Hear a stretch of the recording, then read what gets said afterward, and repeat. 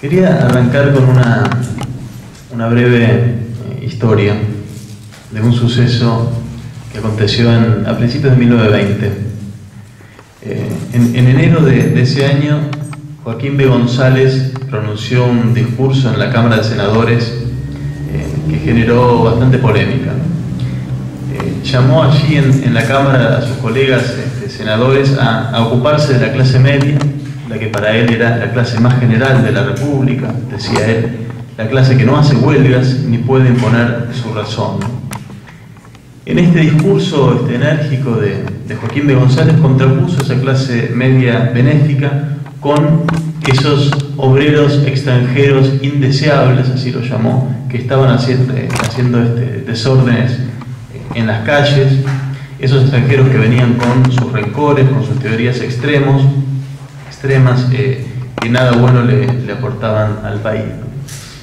Joaquín B. González, muchos de ustedes seguramente lo conocerán, era quizás el intelectual más lúcido que tenían los conservadores en ese momento. Era un hombre político, había ocupado distintas carteras, distintos ministerios desde 1880 en adelante, había sido diputado, senador, gobernador, en fin, había tenido muchos cargos importantes, y era un hombre que además combinaba la función pública con una intensa reflexión política que dejó plasmada en una serie de obras, ¿no? En el centro de sus reflexiones políticas, desde muy joven, desde que se graduó en la universidad, lo que más le preocupaba era la perspectiva de una revolución, o lo que él llamaba la manifestación de las pasiones desenfrenadas de las masas, ¿no? Sin embargo, nunca había prestado atención a la clase media hasta el año 1919, un poquito antes de este discurso que comenté recién, ¿no? Y no es casual que en ese año le prestara atención, ¿no? Ustedes recordarán que en 1919 sucedió la Semana Trágica, que fue el momento, digamos, el pico más alto de activismo obrero y sindical que hubo hasta entonces, una sublevación como nunca antes había habido en nuestro país, en la ciudad de Buenos Aires, que dejó la ciudad fuera de control de las autoridades durante toda una semana, con barricadas en las calles, combates extensos con la policía, no solo en Buenos Aires, sino también en otras ciudades del interior del país. Incluso en Montevideo hubo eventos similares o acompañando esta Semana Trágica, ¿no? Esta Semana Trágica, por supuesto, preocupó muchísimo a la gente decente, la gente que pertenecía a la élite, y preocupaba no solo por lo que significaba en términos de activismo obrero, sino también porque ese activismo estaba acompañado de intensos sueños de un mundo de iguales, de un mundo no capitalista, animado sobre todo por la Revolución Rusa que había acontecido 2 años antes y que había desatado una ola de esperanzas por todo el mundo, incluyendo nuestro país, ¿no? Algo que se conoce un poco menos es que en ese año 1919 y también en 1920 y hasta 1921, además de un fuerte activismo entre los obreros, también venía habiendo una gran participación en este tipo de manifestaciones de personas de lo que hoy llamaríamos la clase media, los sectores medios. Hubo en el año 1919 grandes huelgas de empleados de comercio, huelgas de, por ejemplo, maestros en Mendoza, que marcharon por las calles mendocinas cantando el himno a la Internacional. Hubo huelgas de chacareros, empleados bancarios, empleados telefónicos. Hubo incluso hasta huelgas de estudiantes secundarios que marcharon también por las calles con banderas rojas y demás, ¿no? De alguna manera preocupaba toda esa situación de gran inestabilidad que se vivía entonces, y fue ahí donde Joaquín B. González encontró esta idea de la clase media, que retomó de los debates que él conocía muy bien, que venía viendo en Europa, y de alguna manera se propuso replicar lo que habían hecho otros liberales en el espacio europeo.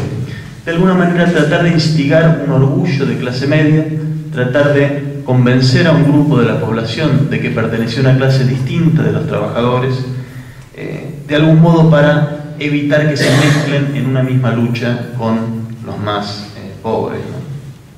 De alguna manera convencer a un sector de la población de que era un sector, entre comillas, respetable, que sus necesidades, intereses o demandas tenían que plantearse en otros términos y no en los términos o en asociación con el movimiento obrero que tenía un poder como en muy pocas épocas en ese año, ¿no?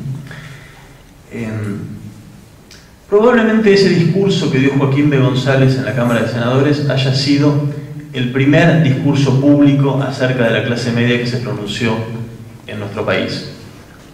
Hasta ese momento no solía hablarse de la clase media, la expresión misma clase media era bastante poco conocida en el vocabulario habitual de las personas, apenas la conocían algunos, gente muy bien informada de la política europea o algunos sociólogos, gente más bien académica, pero no era una palabra de uso común.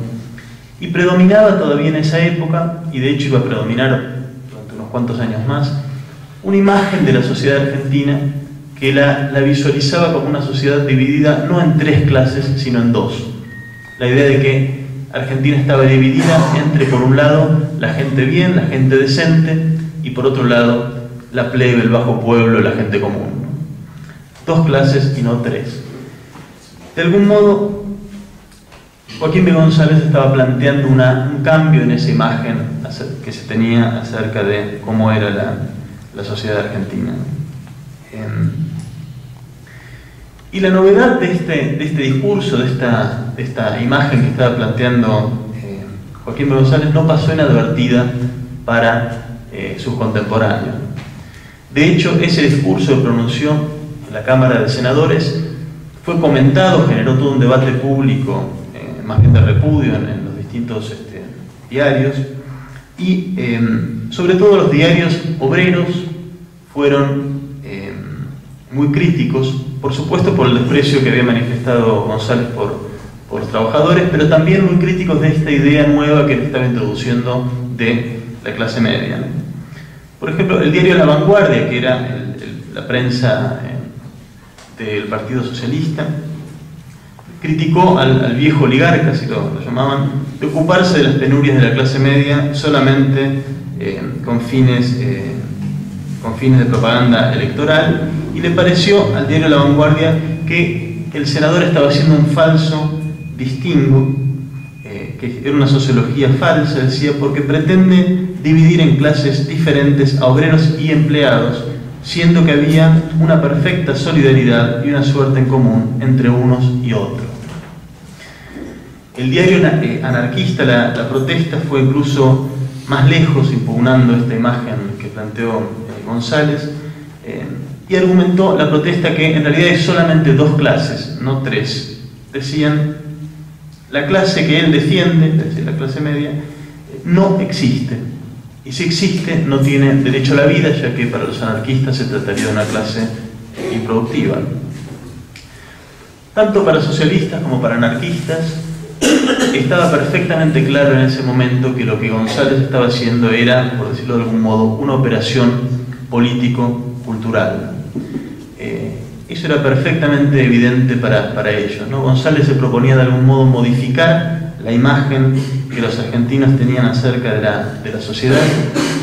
De algún modo se proponía quebrar las solidaridades que había entre trabajadores del sector más bajo y los trabajadores intelectuales, digamos, trabajadores no manuales del escalón inmediatamente por sobre ese, y de alguna manera convencer entonces a una parte de los trabajadores que eran más respetables y diferentes entonces de la otra. De alguna manera meter una cuña entre unos y otros, cambiando la percepción que tenían algunos de ellos de sí mismos.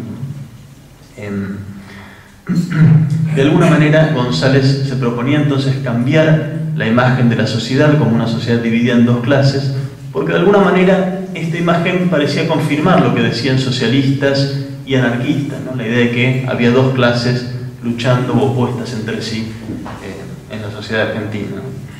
De alguna manera entonces se trataba de meter una cuña intermedia entre unos y otros.